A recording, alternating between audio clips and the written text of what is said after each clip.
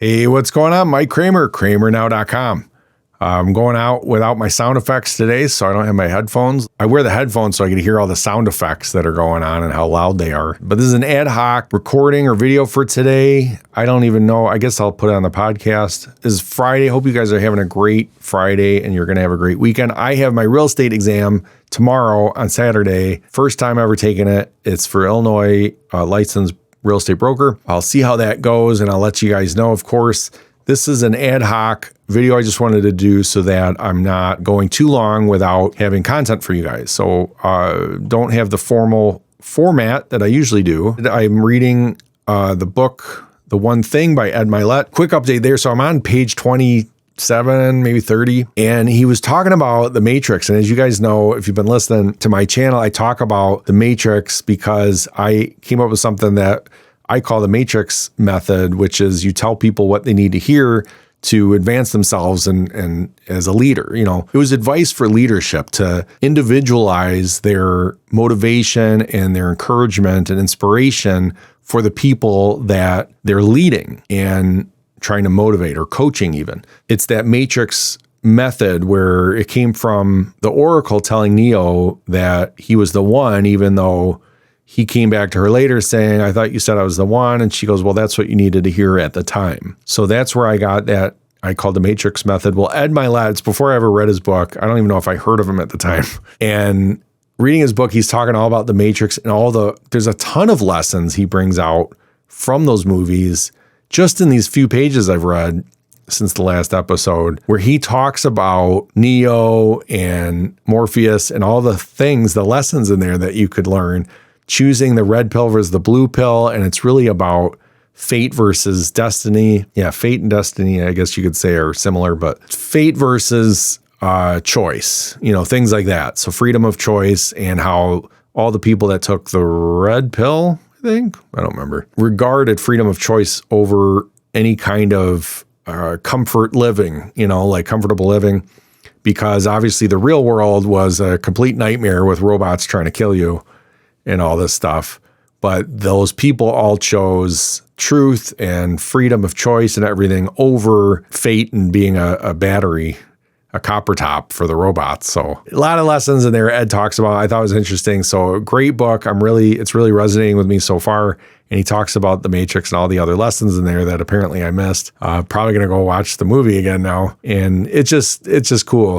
All that kind of stuff. I also found, this is more on the real estate side of things. I started another channel, by the way, just talking about real estate and my journey there, because I don't want to bog you guys down in here with all the real estate stuff. So I'll just give you a quick update on where I'm at with it.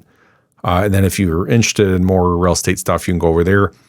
But it makes me realize that because I'm going to talk about business there too, and income and developing your wealth in that channel, this channel should be more about helping people with the technical side of marketing their business for entrepreneurs, small business owners. It's always been specifically like exploiting your uniqueness in the service of others to make money. So find out what's unique about you and your experience.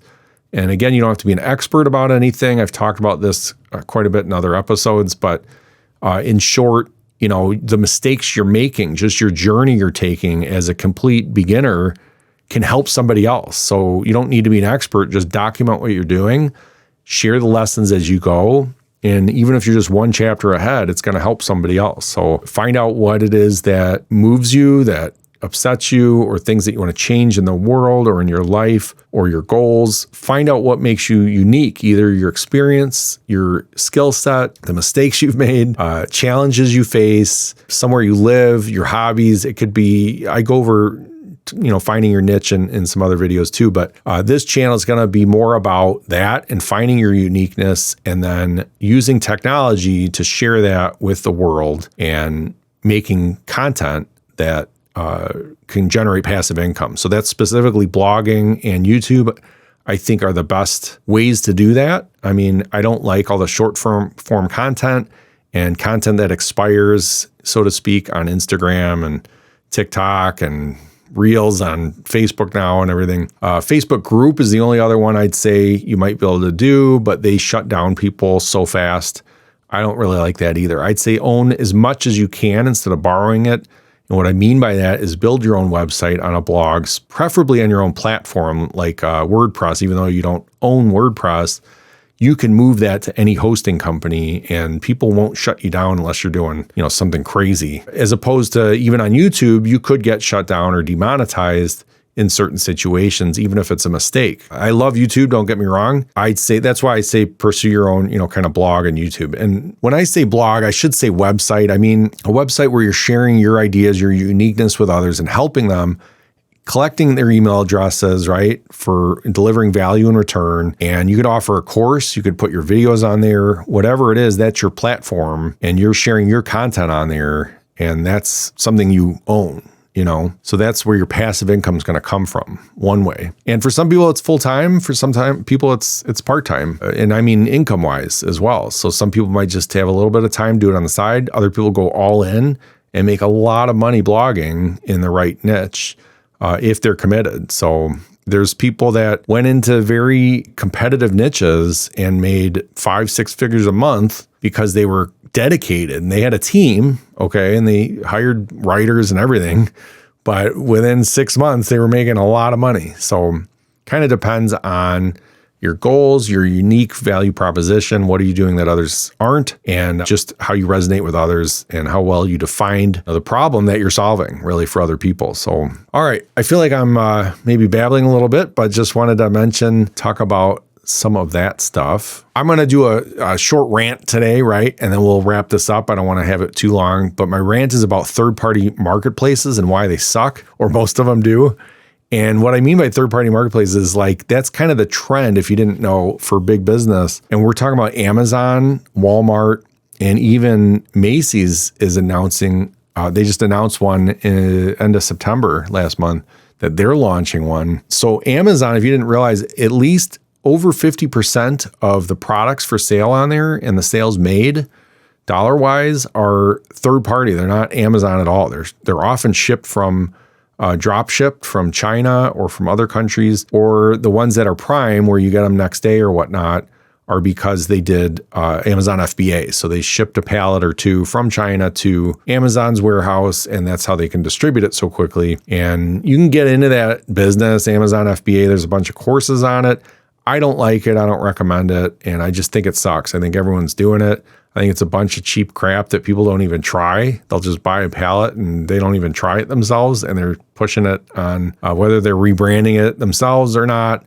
A lot of it's garbage. And some other examples I have proof from Amazon. They've emailed me more than once about products I've bought for my pets or for myself that we either ingested or put on our skin, topical, where they said, oh, sorry, this is 6 months after we already ate it or put it on our skin or our pets. And 6 months later, they said, oops, sorry, we just realized that was a fraud and they weren't legit, even though it said it was some other company with the same label and everything, name brand. We just realized they were completely fake and you should throw that product out and we've refunded your money and let us know if you want us to order another one. And it's happened more than once and it's happened to a lot of people. If it hasn't happened to you yet, it will. And just look online for all the people it's happened to. And to me, it's disgusting. In short, they don't vet their vendors very well at all. And most of them are not in the US. They're foreign. A lot of them are in Asia and other countries. If I'm going to buy something online, I try to find a niche store that specializes in it. Maybe it's a PetSmart or something like that. If it's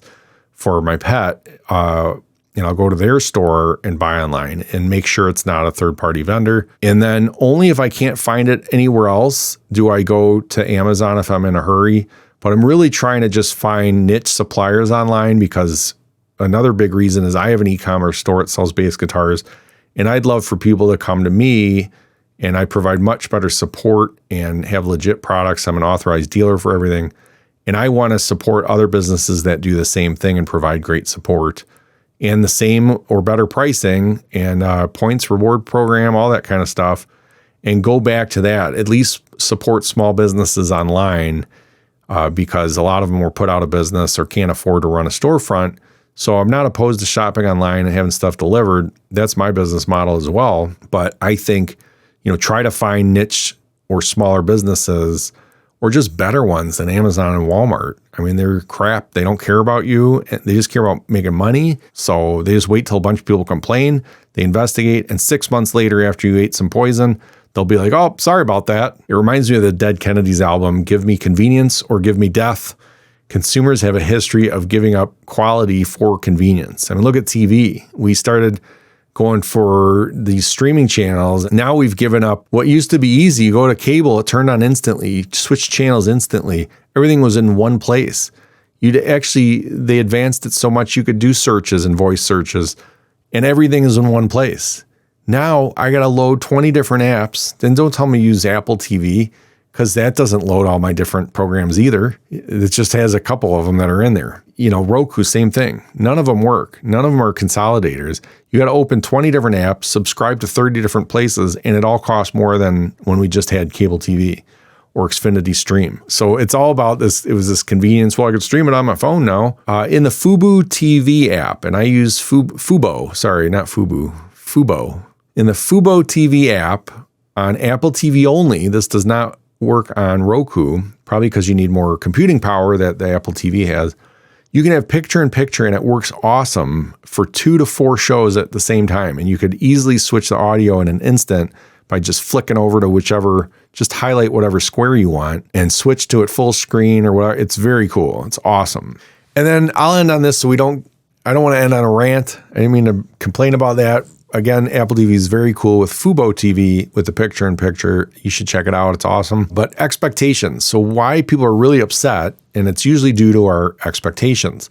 So what's so powerful about this is that we have the power to change it. So that means we have the power to be happier, and it's all up to us. For example, someone close to me was getting very angry that the weather was so hot lately. And this was a few weeks ago, in late September though. And in the Midwest, and she expected it to be much cooler outside, but I know she'll be begging for heat come February. It gets very cold here in the Chicago area in February. But the point is that she got upset because of her expectations. And if she instead didn't expect anything from the weather and accepted the weather as it came, she'd be much happier. Let's not be so attached to our expectations.